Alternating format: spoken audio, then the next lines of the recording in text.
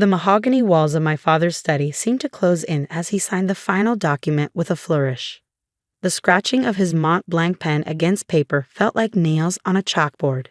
There, he said, sliding the trust fund transfer papers across his desk. It's done. All $2 million will go to Jennifer instead. My name is Emma Chen, and at 28, I was being written off by my family for the last time. My sister Jennifer stood by the window, trying to hide her triumphant smile as she watched our father disinherit me. Emma, my mother sighed from her perch on the leather armchair, if you just gone to law school like your sister, if you just applied yourself. I did apply myself, I said quietly, watching my father's expression darken. Just not to what you wanted. Playing with computers in your apartment isn't applying yourself, he snapped, standing up to tower over his desk. Your sister made partner at Thompson & Mitchell at 32. Meanwhile, you're what? Coding websites for small businesses, living in that tiny apartment in the city. I could have told them then. Could have explained that what they saw as playing with computers was actually the development of an age-driven financial technology platform that was about to revolutionize global markets. Could have mentioned the Series B funding meeting I had next week with venture capitalists who'd already valued my company at $300 million. But I didn't. I learned long ago that my family only saw what they wanted to see. You're right, I said instead, standing up. I'm clearly a disappointment. Jennifer deserves the money more than I do. Jennifer shifted uncomfortably by the window. For a moment, I caught a glimpse of the sister I used to know, the one who'd shared ice cream with me after bad days at school, who'd helped me with my math homework before our parents' expectations had driven a wedge between us. Emma, she started, but I held up a hand. It's fine, Jen, really. Congratulations on making partner. You've earned this. As I walked toward the door, my mother called after me. Will you at least join us for dinner? Your father's reserved a table at Le Bernardin to celebrate Jennifer's promotion. I turned back one last time, taking in the scene. My father's disapproving frown, my mother's practiced worry, Jennifer's mix of triumph and guilt. The study walls were lined with law degrees and bar association awards. Not a single photo of me or my accomplishments in sight. I have a meeting, I said, but enjoy dinner. The drive back to the city gave me time to think. The trust fund had never been about the money. I had more than enough of my own now. It was about what it represented. My parents had set up identical trusts for Jennifer and me when we were born, meant to be released on our 33rd birthdays. But a clause allowed them to redirect the funds if they felt one of us was failing to live up to the family standards. My phone buzzed with a text from Maya, my CTO. VCs moved the meeting up to tomorrow. You ready? I smiled, thinking about the presentation we prepared. More than ready, I typed back. Time to change the game. When I reached my apartment, the tiny space my father had sneered at, I kicked off my heels and walked straight to my home office. The wall-mounted screens displayed real-time data from our AI system's latest test run. Numbers scrolled past, each one representing another successful prediction, another validation of what we built. The playing with computers my father dismissed had led to the creation of ATGNA, adaptive trading heuristics and enhanced neural analytics, an AI system that could predict market movements with unprecedented accuracy, processing millions of data points to identify patterns human traders could never spot.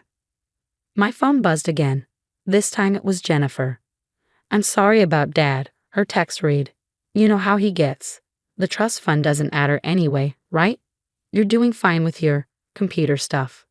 I stared at the message, noting how even Jennifer's attempt at kindness came with a subtle dismissal of my work.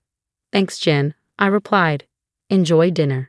Turning back to my screens, I pulled up the pitch deck for tomorrow's EC meeting. The numbers were staggering. Our beta testing had shown ATGNA outperforming traditional trading algorithms by 312%. Major banks were already quietly reaching out, hoping to get early access to the technology. A soft chime announced an incoming video call from Maya. Her face appeared on one of the screens, her usual energy somewhat subdued. Hey, she said, how'd it go with the family? About as well as expected, I replied, running a hand through my hair. Dad signed over my trust fund to Jennifer. They're celebrating at Le Bernardin right now. Maya shook her head. Their loss. You ready to show those VCs tomorrow what real success looks like? I pulled up another screen showing ATHENA's latest test results. Actually, I've been thinking, what if we don't take the VC money? Maya's eyes widened. What? Emma, we're talking about a $50 million investment at a $300 million valuation. That's small thinking, I interrupted. Look at these numbers, Maya. We don't need VC funding. We could go public within a year, maintain complete control, and I smiled, thinking about my father's face at the IPO ceremony, really show them what playing with computers can accomplish. Maya was quiet for a moment, processing. Then a slow grin spread across her face. You want to build an empire. I want to build something that even my father can't dismiss, I corrected. Something that changes the way the entire financial world operates. Your father's a corporate lawyer, Maya pointed out. Wouldn't he have heard about ATHENI if it's as revolutionary as we think? I laughed. Maya, my father still uses a BlackBerry and thinks coding is something you learn at a community college. He hasn't heard about ATHENA because he's never bothered to ask what I actually do. His loss, Maya said firmly. So what's the play? Cancel the VC meeting? I shook my head, an idea forming. No, we use it. But instead of seeking investment, we pitch partnerships, get them to open doors to their network of financial institutions. We don't need their money, we need their connections. 6 months after being disinherited, I stood in our new office space in downtown Manhattan, watching our team of engineers work on ATENA's final testing phase. The floor-to-ceiling windows offered a perfect view of the financial district, the same institutions that would soon be revolutionized by our technology. Emma, Maya called from her workstation, you need to see this. I walked over, coffee in hand, to look at her screen. The latest simulation results were beyond even our most optimistic projections. Athena wasn't just predicting market movements, it was identifying market-moving events before they happened. Is this accurate? I asked, leaning closer to study the data. Maya nodded, her eyes bright with excitement. Triple verified. The AI spotted patterns in social media, news articles, and trading behavior that predicted the Morgan Stanley merger announcement 3 days before it happened. If this had been real trading instead of a simulation, we would have made billions, I finished. Have you shown this to the compliance team? That's the best part, she said, pulling up another screen. Everything's completely legal. Athena isn't using insider information.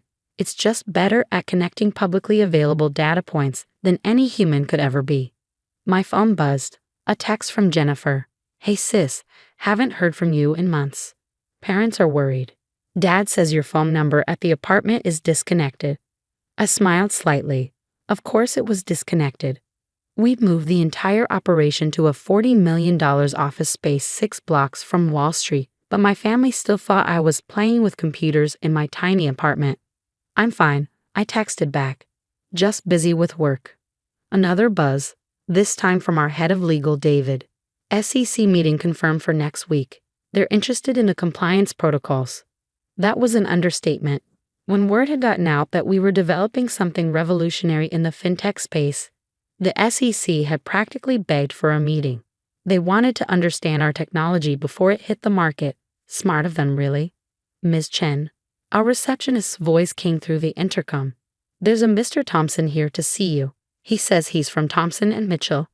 My heart skipped a beat. Thompson and Mitchell, Jennifer's law firm. One of the largest corporate law firms in the city. Send him in, I said, straightening my blazer. James Thompson himself walked through the door, senior partner and my sister's boss. He looked exactly like the kind of lawyer my father admired.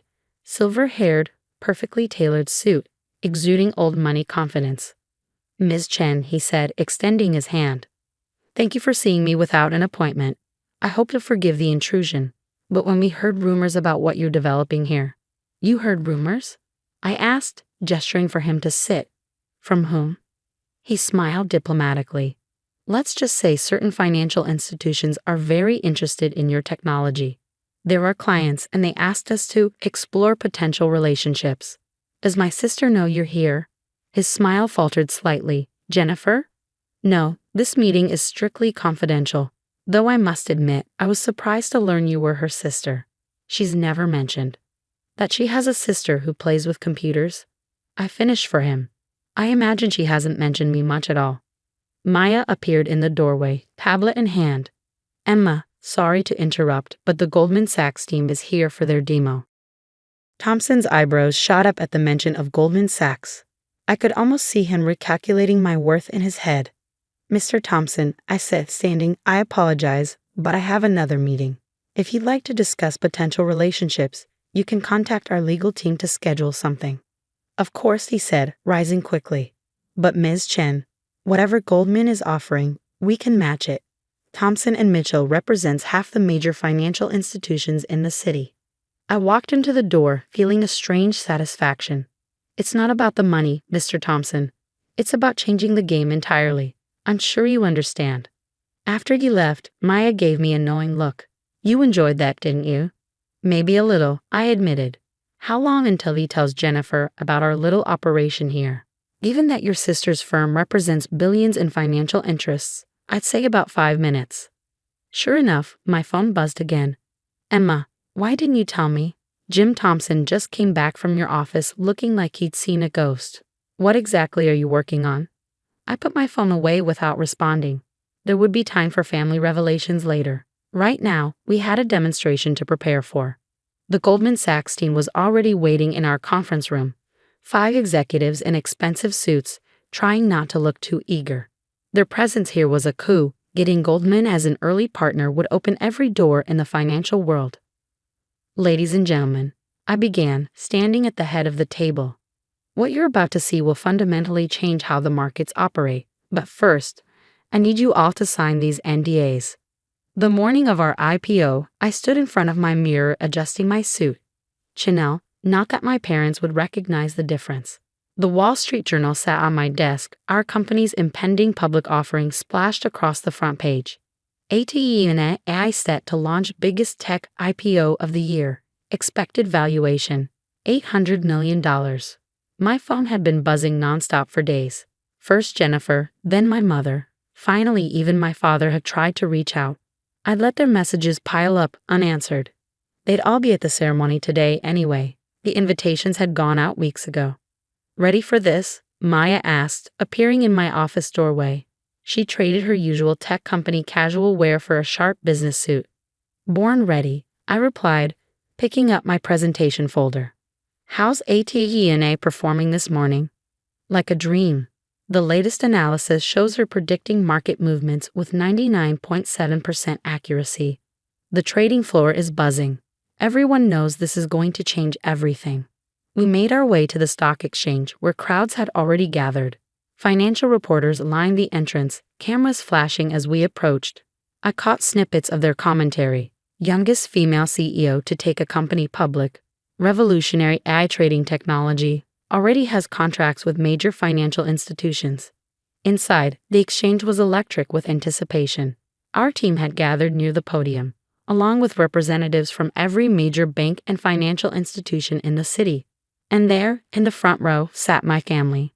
My father's face was a study in conflicting emotions, pride warring with regret, confusion battling with awe. My mother kept dabbing at her eyes with a handkerchief. And Jennifer just stared at me like she was seeing her sister for the first time. Emma, my father stepped forward as I approached the podium. We had no idea. No, I said calmly, you didn't, because you never asked. Before he could respond, the exchange president called me to the stage. It was time to start the ceremony. Ladies and gentlemen, I began, my voice carrying across the suddenly quiet trading floor. 3 years ago, I started coding ATE&A in a tiny apartment. People called it playing with computers. They said I was wasting my potential. They couldn't see that I was building the future. My eyes met my father's as I continued. Today, ATE&A processes more financial data in a second than all of Wall Street could analyze in a month. She predicts market movements with near-perfect accuracy, all while operating within strict ethical and legal guidelines. But more importantly, she represents what's possible when you believe in your vision, even when no one else does. The ceremony proceeded according to tradition: speeches, handshakes, the ringing of the bell. But the real moment came when our stock price appeared on the big board.